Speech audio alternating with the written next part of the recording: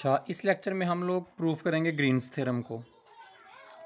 तो Green's theorem की पहले हम लोग स्टेटमेंट देखते हैं और उसके बाद हम लोग देखते हैं ग्रीन थ्योरम को हम लोग यूज़ क्यों करते हैं, और उसके बाद हम ग्रीन थ्योरम का प्रूफ भी देखेंगे। टॉपिक हमारे पास है Green's theorem.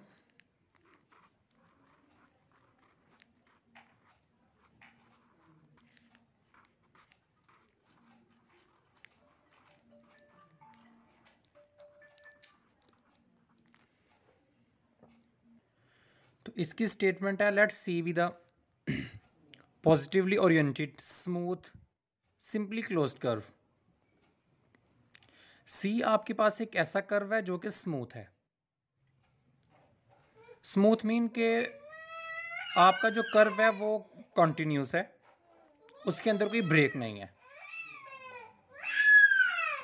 Simply closed, closed curve हम लोग कहते हैं ऐसा कर्व कि जो आपके पास जिस पॉइंट से शुरू होता है दोबारा उसी पॉइंट पे आके वो एंड होता है। यानी कि इस कर्व का स्टार्टिंग पॉइंट भी यही है।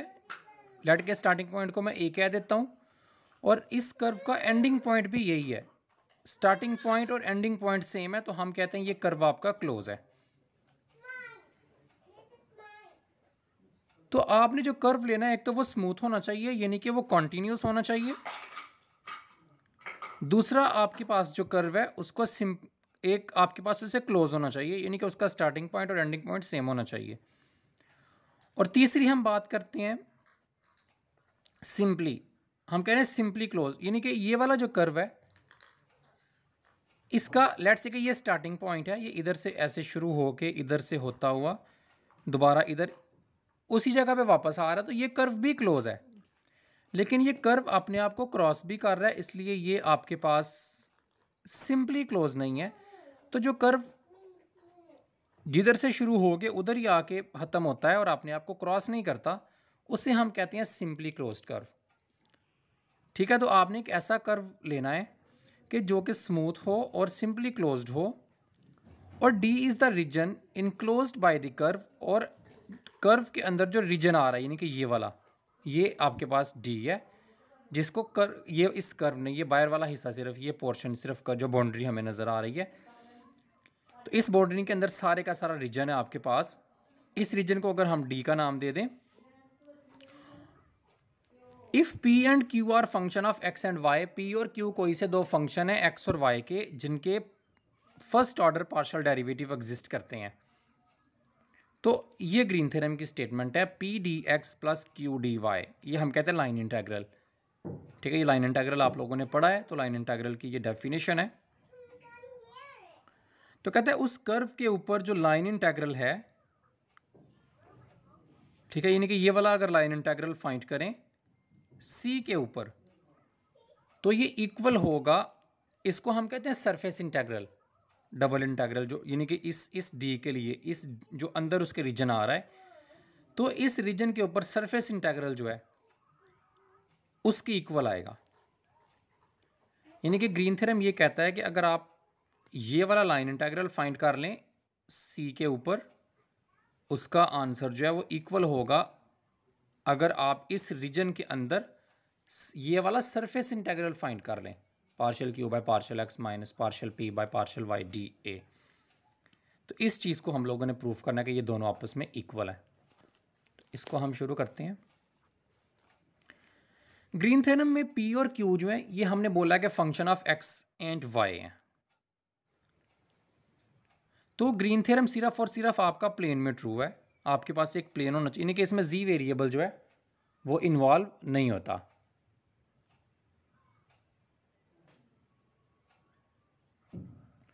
तो हम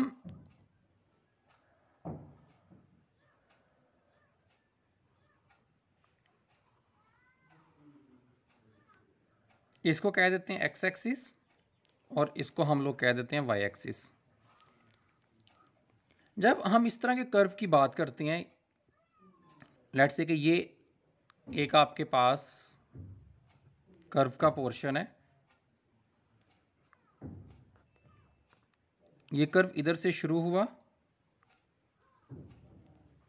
और दोबारा इसी जगह पे आके क्लोज हो गया। इसके हम दो पार्ट्स करते हैं। तो हम ये कहते हैं कि ये आपका इसको हम कह देते हैं g1 ऑफ x। ये हमने कर्व का एक पोर्शन लिया है जो कि फंक्शन ऑफ x है, और इस वाले हिस्से को, ये वाला जो हिस्सा है ऊपर वाला इसको हम कह देते हैं g2x। ये दोनों फंक्शन ऑफ x हैं, और दो लाइंस ड्रॉ करते हैं पैरेलल टू y एक्सिस। ये आपका y एक्सिस है, एक इधर से लाइन ड्रॉ करते हैं और एक इधर से लाइन ड्रॉ करते हैं। ये दोनों y एक्सिस के पैरेलल हैं।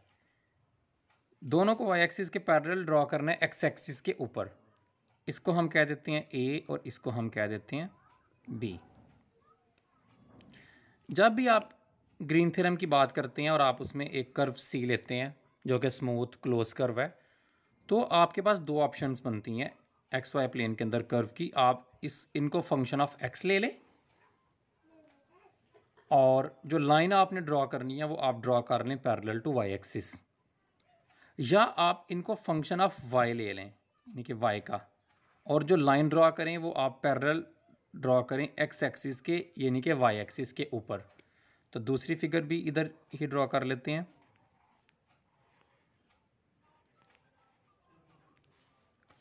आप इस तरह से ले लें, इधर h1 और इसको फंक्शन ऑफ y ले लें, h2 इसको भी फंक्शन ऑफ y ले लें, और लाइन आप ड्रॉ कर लें। ये x एक्सिस है, ये y एक्सिस है। लाइंस आप लोग ड्रॉ कर लें पैरेलल टू x एक्सिस। तो इस तरह से और इस तरह से, इसको आप c का नाम दे दें, इसको आप लोग, ठीक। तो ये दो तरह से आप लोग कर्व जो है वो ड्रॉ कर सकते हैं। ये आपका d है और इस केस में ये आपका d है। तो अब इसको प्रूफ करने के लिए हम राइट हैंड साइड से शुरू करते हैं।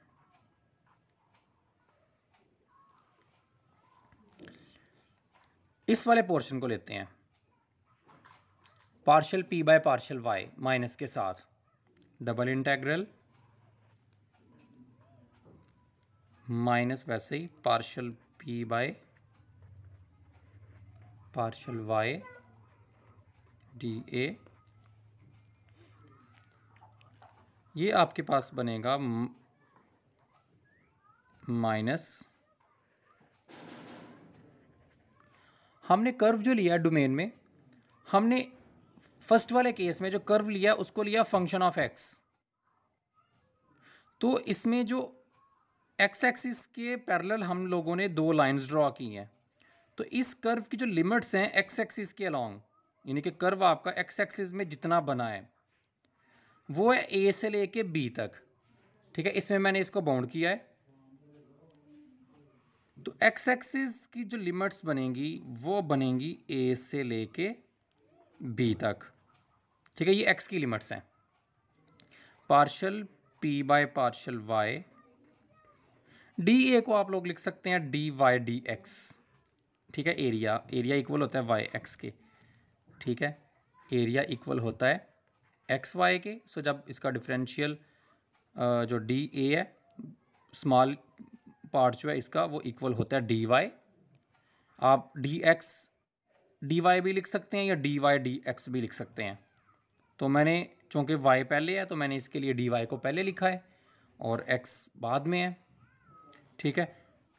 तो x की लिमिट्स हो गई a से लेके b तक, और y की लिमिट्स आपके पास है g1 से लेके g2 तक, g1 से लेके g2 तक, ठीक है। क्योंकि y इक्वल है g, y is the function of x, ठीक है। आप इसको y1 कह दें, और y is the function, y equal होता है f ऑफ x के, या y इक्वल है g ऑफ x के। तो ये जो g1 x है ये y की लिमिट है, ठीक है। इसी तरह ये भी जो है मैंने, यानी कि इस केस में मैंने y को इन टर्म्स ऑफ x लिखा हुआ है, और जो लाइन ड्रॉ की हैं वो मैंने x एक्सिस के ऊपर की हैं, और इस केस में मैंने x को फंक्शन ऑफ y लिखा हुआ है, दूसरे केस में x is the function of y। सो ये आपके पास x की लिमिट्स हैं, और जो लाइंस, जिन लाइंस के अंदर मैंने उसको बाउंड किया है वो आपकी y एक्सिस के ऊपर है, यानी कि इस केस में y की लिमिट्स हैं c से लेके d तक। तो अब इसको सॉल्व करते हैं, तो ये इससे कैंसिल हो जाएगा डेरिवेटिव इंटीग्रल के साथ, तो आपके पास आ जाएगा माइनस, बाहर ही रहेगा, इंटीग्रल एक रह गया a से लेके b तक, p, ठीक है, इंटीग्रल p खाली रह गया, डेरिवेटिव इंटीग्रल से कैंसिल हो गया, x और y, p फंक्शन है x और y का, और ये dy तो सॉल्व हो गया इंटीग्रल के साथ, बाकी रह गया dx, ओके, उसकी एक इंटीग्रल अभी बाकी है। और इसकी लिमिट्स हैं, जो इंटीग्रल आपने कैंसिल किया है, इसकी लोअर और अपर लिमिट वो आपने पुट कर रही हैं, वो है g1x से लेके g2x तक।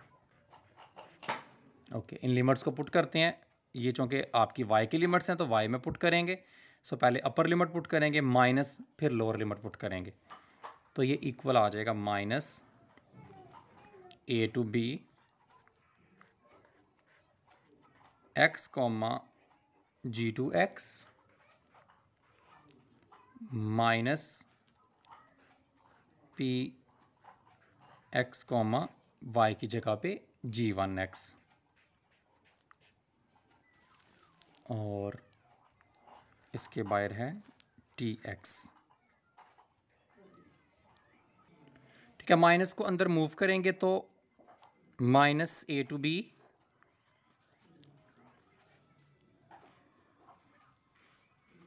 x कॉमा g2x, और ये बन जाएगा माइनस माइनस प्लस, इसके साथ भी a to b लिमिट आएगी, minus minus plus a to b x comma g1x dx, इधर भी dx आएगा। ये minus a to b limit है, इसको मैं लिख सकता हूँ b to a, और ये माइनस, जब लिमिट्स को चेंज करते हैं तो ये माइनस का साइन आता है, एक माइनस पहले भी है तो माइनस माइनस प्लस आ जाएगा, तो ये बन जाएगा b to a x comma g2x dx plus a to b x comma g1x dx। तो ये आपके पास बन गया P X comma G two X plus P X comma G one X. तो ये इक्वल होगा, ये देखेंगे बी से ए तक है पहले, यानी कि अगर आप इसमें देखें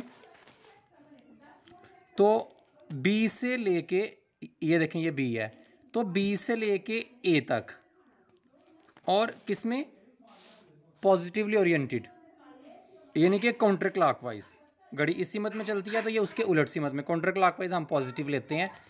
तो बी से ए तक आपके पास जो है X comma G two X, और फिर ए से बी तक, ठीक है। उसके बाद क्या है, ए से लेके बी तक x comma G one x, यानी कि एक्स है और साथ है वाई का जी वन वाला पार्ट, यानी कि ये वाला कर्व, इतना कर्व।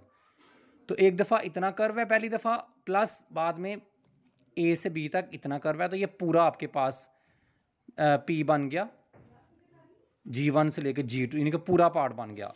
आधा हिस्सा जी वन इसमें कवर है, जी टू वाला, और जी वन वाला इसमें कवर है। तो ये बन गया पूरा इसमें ए टू बी एक्स कामा पूरा वाई डी एक्स, ठीक है।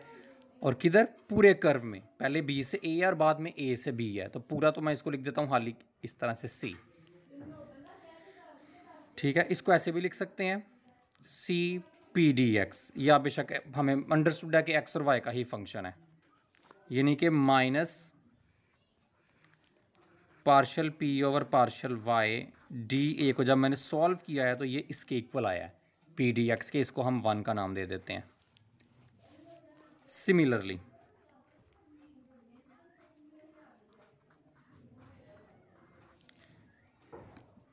Partial Q by partial x, यानी कि जब आप क्यू लेंगे और इधर एक्स लेंगे डी ए डोमेन के ऊपर, ये इक्वल आएगा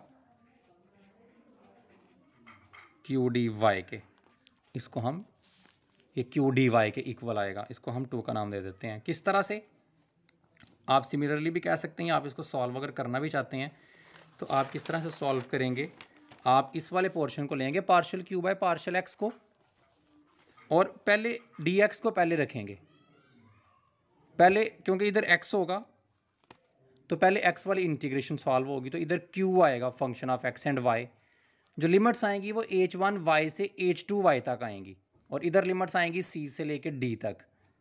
पहले आप h2 y को पुट करेंगे, बाद में h1 y को पुट करेंगे, तो एक दफ़ा ये वाला पोर्शन बनेगा और एक दफ़ा ये वाला पोर्शन, तो पूरा कर्व अलॉन्ग द कर्व जो है, ठीक है, c से d और d से c तक वो आपके पास इस तरह से बन जाएगा। तो आप इसको बेशक ना भी सॉल्व करें, हम इसको सेम उसी तरह से चूँकि सॉल्व होना है, हम सिमिलरली भी कह सकते हैं, एडिंग 1 and 2।